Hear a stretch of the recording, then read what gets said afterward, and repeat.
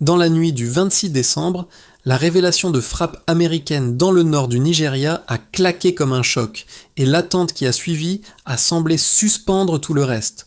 En quelques heures, l'opération n'a plus ressemblé à une action ponctuelle, elle a laissé entrevoir un dispositif maritime depuis le golfe de Guinée, capable d'agir vite et de déplacer l'équilibre régional. Que signifie cette bascule pour les États côtiers et pourquoi l'avertissement d'Ibrahim Traoré revient-il hanter les scénarios à l'approche de 2026 ? Si ce n'est qu'un début, la région entre dans une séquence où chaque mouvement peut déclencher une réaction en chaîne. Cette analyse propose de comprendre ce qui se joue réellement derrière les frappes américaines du 26 décembre, au-delà de l'annonce militaire immédiate. L'objectif est simple, clarifier les mécanismes cachés, les intérêts en présence et les conséquences concrètes pour l'Afrique de l'Ouest dans les mois à venir. Il ne s'agit pas seulement du Nigeria, ni même d'un groupe militant précis, mais d'une recomposition stratégique où chaque acteur ajuste sa position. À partir des éléments fournis par la source, le fil conducteur repose sur une question centrale. Comment une opération présentée comme ciblée s'inscrit-elle dans une rivalité beaucoup plus large entre puissances extérieures et pourquoi cette rivalité s'ancre désormais dans les zones côtières ? Ce déplacement géographique modifie les lignes de risque pour les États, les économies locales et les populations. C'est aussi dans ce cadre que les prises de position antérieures d'Ibrahim Traoré prennent une valeur particulière. Elles servent moins de commentaires politiques que de signal d'alerte sur une trajectoire régionale. Une question surgit alors. Si le centre de gravité s'éloigne du Sahel, qui en subira le contre-coup en premier ? Quelques heures après les frappes du 26 décembre, un détail change la lecture de l'ensemble. L'opération n'est pas isolée, elle teste une capacité nouvelle depuis le golfe de Guinée. Pour situer l'enjeu, un repère suffit. 2023, l'année où les forces américaines ont été évincées de leur base d'Agadez au Niger, créant un vide stratégique que Washington cherchait à combler. Ce mini-révélateur éclaire le contexte plus large. Depuis cette éviction, les États-Unis opèrent dans une logique de recomposition régionale où la rivalité avec la Russie et la Chine oriente les décisions en Afrique de l'Ouest. La frappe au Nigeria s'inscrit dans cette trajectoire, non comme une réponse ponctuelle, mais comme une démonstration de portée opérationnelle. Depuis la côte, un navire américain peut atteindre plusieurs États en un temps très court, modifiant la profondeur stratégique sans dépendre d'une base terrestre sahélienne. Dans ce cadre, la trajectoire du groupe JINIM, décrite par la source, devient centrale. Chassé du Mali, du Niger et du Burkina Faso par les forces de l'AES, le groupe s'est déplacé vers des zones du nord du Nigeria comme Sokoto et Kwara, historiquement en marge des bastions militants. Le fait que les frappes aient visé ces zones et non le nord-est nigérian associé à Boko Haram indique une priorité nouvelle, contenir les combattants déplacés avant qu'ils ne s'enracinent dans les États côtiers. Cette lecture rejoint les avertissements formulés par Ibrahim Traoré lors du sommet de l'AES. Il évoquait l'entrée de l'Afrique de l'Ouest dans une phase de tensions multiples à l'approche de 2026, alimentée par la pression extérieure autour du bloc sahélien. L'épisode nigérian donne à ces propos une matérialité concrète. Ainsi, le contexte n'est plus seulement sécuritaire, il devient géopolitique, territorial et temporel à la fois. Ce qui se joue, c'est la redéfinition des zones où les grandes puissances estiment pouvoir agir, surveiller et influencer l'évolution du conflit. À mesure que les détails opérationnels circulent, un autre angle s'impose, celui des territoires soudain projetés au cœur d'un récit stratégique qui les dépasse. Sokoto et Kwara apparaissent dans la source non comme des symboles abstraits, mais comme des espaces vécus, longtemps éloignés des lignes de front sahéliennes. Leur irruption dans le récit militaire marque un basculement perceptible pour ceux qui y vivent et y travaillent. Dans ces régions, l'arrivée du JINIM, déplacé depuis le Sahel, n'est pas d'abord perçue comme l'extension d'un conflit idéologique, elle est ressentie comme une rupture de normalité. Les populations locales servent alors de baromètre involontaire. Inquiétude diffuse, interrogation sur la sécurité des déplacements, prudence accrue dans les activités quotidiennes. La source souligne que ces zones n'étaient donc pas historiquement associées aux dynamiques militantes, ce qui explique la force du choc symbolique. Ce décalage entre la logique stratégique internationale et la réalité locale crée un effet immédiat. Les autorités locales doivent composés avec une attention sécuritaire accrue, tandis que les communautés découvrent que leur territoire est désormais perçu comme une zone de repli potentiel. Cette transformation du statut géographique pèse lourd, même sans affrontement visible. C'est dans cet entre-deux que les avertissements d'Ibrahim Traoré trouvent un écho particulier. Ils ne décrivent pas seulement un risque futur, mais une mécanique déjà en marche, où les pressions extérieures déplacent les foyers de tension. L'idée essentielle derrière la suivante. Le conflit change de lieu avant de changer de visage. Avant le 26 décembre, la situation dans le nord du Nigeria s'inscrivait encore dans une routine sécuritaire connue, centrée sur la surveillance de groupes installés de longue date dans le nord-est. Après cette date, la séquence bascule. Les frappes américaines rompent cette continuité et introduisent une dynamique nouvelle, à la fois par leur cible et par le message stratégique qu'elles véhiculent. Le déclencheur est précis. Lorsque les premières confirmations officielles apparaissent, il devient clair que les États-Unis ont frappé des positions identifiées comme liées au JNIM dans des zones comme Sokoto et Kwara. Ce choix géographique surprend. Il ne correspond pas au bastion habituel du militantisme nigérian, mais à des territoires récemment investis par des combattants chassés du Mali, du Niger et du Burkina Faso. Ce détail, souligné par la source, marque le véritable point de rupture. Dans les heures qui suivent, un second élément prend de l'ampleur, la présence d'un navire américain positionné dans le golfe de Guinée. Ce qui pouvait être perçu comme un simple soutien logistique apparaît alors comme un pivot opérationnel. Depuis cette plateforme, les frappes peuvent être conduites rapidement vers plusieurs États, sans dépendre d'une base terrestre. L'éviction de 2023 à Agadez éclaire cette évolution. Washington cherchait un point d'ancrage alternatif, et l'espace côtier nigérian offrait cette profondeur stratégique. La séquence se poursuit par une onde de choc régional. Pour le Nigeria, l'opération révèle l'existence d'un accord militaire déjà consolidé avec les États-Unis. Cette coopération, jusque-là discrète, devient visible et politiquement exploitable, notamment à l'approche de l'échéance électorale de 2027. La frappe n'est plus seulement militaire, elle devient un signal interne de capacité et de partenariat. Parallèlement, le déplacement du JANIM apparaît comme un facteur structurant. Repoussé hors du cœur sahélien par les opérations de l'AES, le groupe cherche des zones de refuge. La frappe du 26 décembre vise précisément à empêcher cet enracinement côtier. Dans la lecture américaine décrite par la source, maintenir ces groupes confinés dans l'espace sahélien permet de limiter l'influence des partenaires russes et chinois dans la région. C'est à ce stade que les avertissements d'Ibrahim Traoré prennent une dimension opérationnelle. Lorsqu'il évoquait une montée des tensions à l'approche de 2026, il décrivait une chaîne d'événements où chaque pression extérieure entraîne un déplacement du conflit. La séquence nigériane en fournit une illustration concrète. Action militaire, redéfinition des zones de risque, ajustement politique, enfin les répercussions dépassent le cadre national.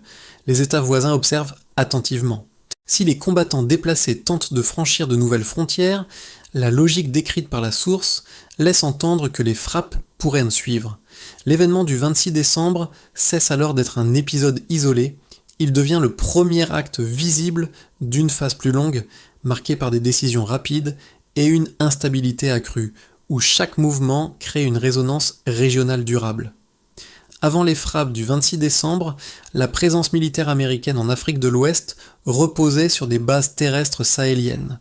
Après cette date, elle s'appuie sur une plateforme maritime capable d'atteindre l'intérieur du Nigeria en quelques minutes. Ce passage d'un ancrage fixe à une capacité projetable constitue le premier changement mesurable, car il modifie le rayon d'action sans exposition directe au terrain. Autrement dit, la contrainte logistique d'hier devient la flexibilité opérationnelle d'aujourd'hui. Pour structurer cette bascule, un premier repère chiffré suffit. 2023. Cette année marque l'éviction des forces américaines de la base d'Agadez au Niger. La perte de ce pivot sahélien réduisait la profondeur stratégique américaine. La source montre que la recherche d'un point d'appui alternatif a commencé dès lors et que le golfe de Guinée répond à cette nécessité en offrant une portée régionale comparable mais moins dépendante d'accords terrestres fragiles. Un second repère s'impose, la date du 26 décembre elle-même. Elle ne renvoie pas seulement à une frappe, mais à un test grandeur nature du nouveau dispositif. La source insiste sur ce point. L'opération démontre que la plateforme maritime permet d'agir rapidement dans des zones jusque-là considérées comme périphériques.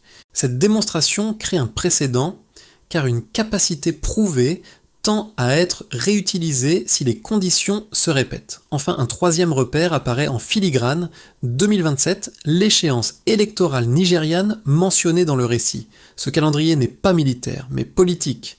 Il explique pourquoi la coopération avec Washington peut être valorisée comme un gain sécuritaire visible. En termes simples, une action conjointe crédibilise un discours de contrôle et de partenariat à moyen terme, sans que l'État nigérian n'assume seul le coût opérationnel. Pris ensemble, ces trois repères dessinent une logique cohérente. La source ne fournit pas de statistiques de perte ou de volume de frappe, mais elle permet une lecture comparative claire. Avant, une dépendance à un point sahélien unique, après une capacité mobile couvrant plusieurs États côtiers et intérieurs. Cette transition explique pourquoi les frappes ne visent pas les bastions habituels du nord-est, mais des zones comme Sokoto et Kwara, associées au déplacement du Djenim. Dans ce cadre, les avertissements d'Ibrahim Traoré prennent un relief particulier. Lorsqu'il évoquait une montée des tensions à l'horizon 2026, il anticipait précisément ce type de recomposition, où la pression extérieure change de forme sans disparaître. Les chiffres ne racontent pas une intensification massive immédiate, mais une transformation qualitative du dispositif. La preuve centrale n'est donc pas l'ampleur de l'opération, mais sa répétabilité potentielle. Une capacité testée, validée et politiquement justifiable devient un levier régional. C'est ce levier qui, selon la source, redéfinit aujourd'hui le calcul des acteurs étatiques, des groupes militants et des partenaires extérieurs en Afrique de l'Ouest. Deux interprétations concurrentes s'imposent lorsqu'on analyse les frappes américaines du 26 décembre. La première, souvent avancée par des observateurs extérieurs, soutient que l'opération relève d'une logique sécuritaire classique. Selon cette lecture, frapper le Djeniem dans le nord du Nigeria permettrait de réduire la capacité d'un groupe militant dangereux, indépendamment du lieu précis de l'action. Dans cette perspective, toute pression exercée sur des combattants déplacés depuis le Sahel serait bénéfique car elle empêcherait leur réorganisation et limiterait leur capacité de nuisance régionale. La seconde lecture est plus critique. Elle considère que ces frappes créent un précédent délicat pour l'Afrique de l'Ouest. Autoriser une puissance extérieure à mener des opérations répétées depuis une plateforme maritime pourrait, à terme, affaiblir la souveraineté collective et renforcer une dépendance sécuritaire. Ce point de vue insiste sur le risque d'un engrenage. Chaque déplacement militant deviendrait une justification pour une nouvelle intervention, étendant progressivement le théâtre des opérations.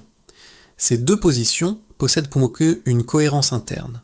Toutefois, replacées dans les éléments précis fournis par la source, elles apparaissent incomplètes si elles sont prises isolément. Le récit insiste sur un fait déterminant. Les frappes du 26 décembre ne ciblent pas les groupes historiquement installés dans le nord-est nigérian, mais un acteur précis récemment repoussé du Mali, du Niger et du Burkina Faso. Ce choix de cible indique que l'objectif dépasse la neutralisation immédiate. La source montre que l'opération s'inscrit dans une lecture géopolitique plus large, où le confinement des groupes militants dans l'espace sahélien est perçu comme un moyen indirect de contenir l'influence de partenaires extérieurs, notamment russes et chinois. Dans ce cadre, la frappe devient moins un acte antiterroriste isolé qu'un outil de gestion spatiale du conflit. La réponse la plus étayée se situe donc entre les deux lectures. L'opération réduit effectivement une capacité militante à court terme, mais elle inaugure aussi une méthode susceptible d'être reproduite. C'est cette double nature qui nourrit les inquiétudes régionales. La source suggère que le véritable enjeu n'est pas de savoir si la frappe était justifiée, mais de comprendre ce qu'elle rend désormais possible. La révélation centrale du récit tient en une idée simple. L'épicentre opérationnel n'est plus le Sahel. La source montre que, avec la plateforme américaine dans le golfe de Guinée, l'action militaire peut désormais être projetée depuis la côte vers l'intérieur, sans dépendre d'un ancrage terrestre sahélien. Ce déplacement modifie la logique entière du dispositif. Ce qui était autrefois une zone arrière devient un point d'entrée. Ce basculement change la lecture des frappes du 26 décembre. Elles ne servent pas seulement à neutraliser un groupe précis, mais à prouver que cette nouvelle architecture fonctionne. Une capacité démontrée devient un outil crédible. Dès lors, la question n'est plus de savoir si elle sera utilisée, mais dans quelles conditions elle pourrait l'être à nouveau. Dans cette perspective, les avertissements d'Ibrahim Traoré prennent une portée différente. Ils ne visaient pas uniquement une intensification des violences, mais une transformation de leur géographie.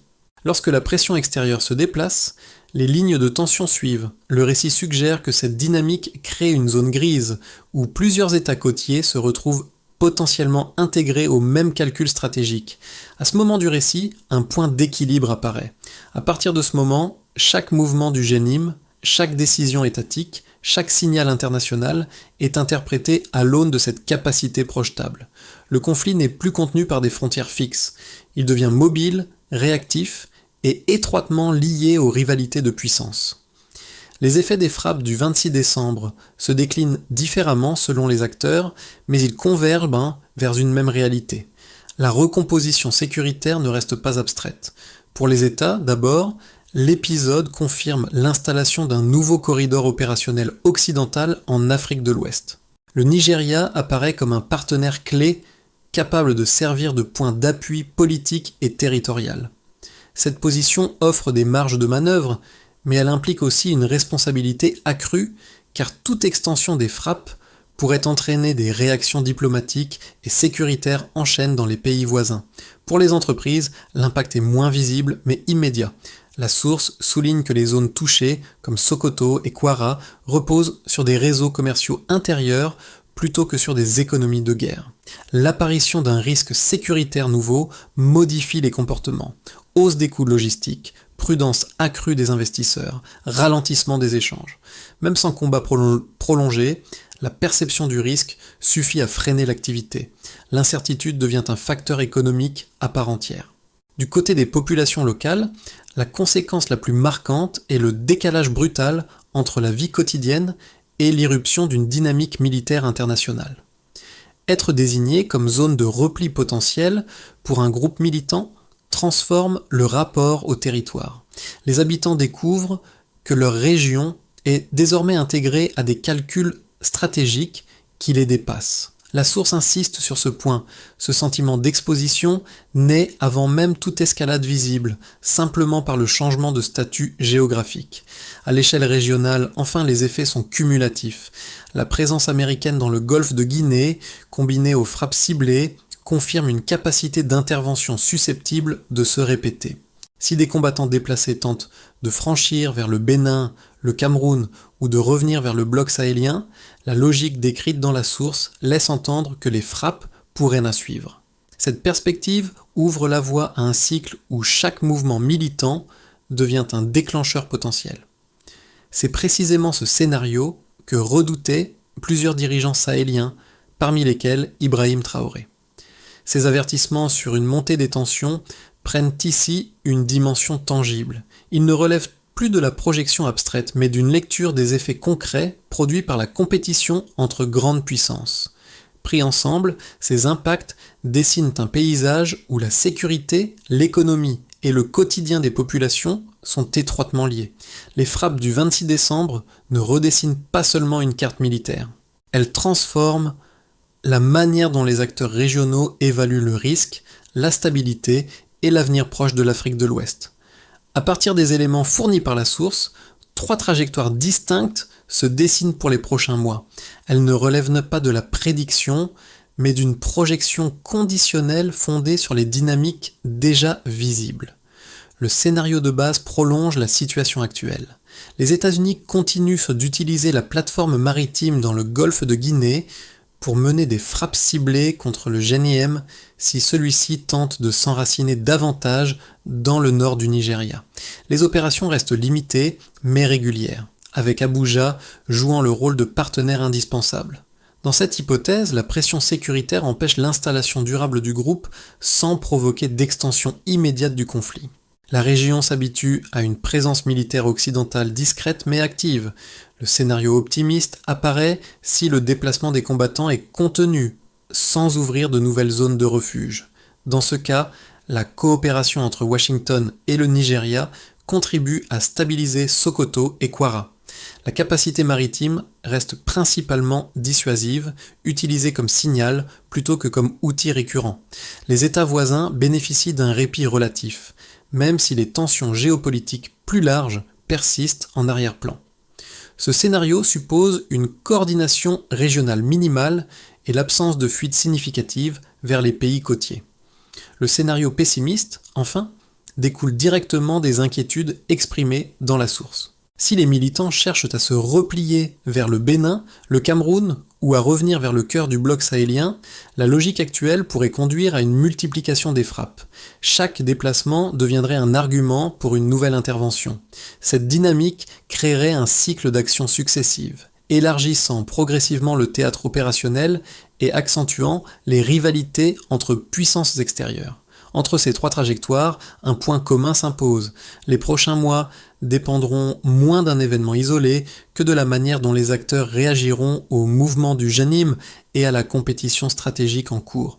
La source suggère qu'une lecture prudente consiste à observer les signaux faibles, changement de zone ciblée, intensité des frappes et discours politiques accompagnant chaque opération. Pour lire cette évolution avec prudence, retenons ceci. Si la capacité projetable devient routinière, l'exception d'hier peut devenir la norme de demain. À ce stade du récit, les dynamiques décrites cessent d'être uniquement stratégiques. Elles prennent une dimension plus personnelle pour différents profils de lecteurs qui suivent l'évolution de l'Afrique de l'Ouest depuis l'extérieur. Pour un premier groupe, composé de personnes attentives à la stabilité régionale, les frappes du 26 décembre agissent comme un signal d'alerte. La source montre que des zones jusque-là périphériques peuvent devenir en peu de temps des points de friction. Cette mobilité du conflit rappelle que les équilibres sécuritaires restent fragiles et irréversibles. Un deuxième groupe, plus sensible aux questions géopolitiques, perçoit surtout la compétition entre puissances extérieures. La présence américaine dans le golfe de Guinée est décrite comme une réponse directe aux avancées russes dans le bloc sahélien. Dans cette lecture, chaque opération militaire devient un message adressé autant aux groupes militants qu'aux partenaires internationaux.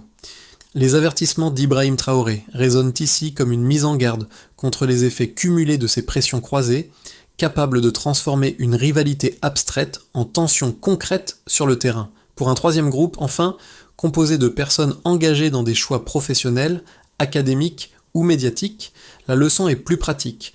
Le récit montre que les événements nigérians ne sont pas isolés.